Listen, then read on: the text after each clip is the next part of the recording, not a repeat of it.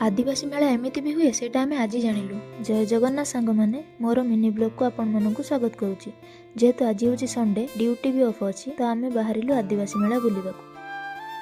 सेठारे पहुँचिकी देखिलु बहुत भिड़ थिला।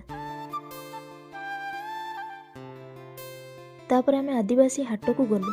सेठी आम देखा पाइलु आदिवासी माने तांको चाषजात जिनिस ठारू आरंभ करी जेमिति कि बाजरा पाळुओ खजुरी रे तैयारी गुड़ ठारू आरंभ करी सुंदर सुंदर फोटोचित्र एवं कपड़ारे बुना जाइतिबा आदिवासी मानकर फोटोचित्र देखा पाइलु। आहुरी मध्य अनेक जिनस थिला जेमिति कि काठरे तैयारी मूर्ति संबलपुरी साड़ी सुंदर सुंदर बैग एवं आदिवासी मानक भाषा रे लेखा जाइतिबा बही देखा पाइलु। तापर आमे गलु आदिवासी ग्राम को। सेठारे आमे देखा पाइलु कि अलग अलग आदिवासी मानकर अलग अलग घर कौ आदिवासी केमिति घर बनैकी रहुथिले ए सबु किछि देखिलु। तापर सांग माने आमे सेठी किछि समय स्टेज शो देखिलु।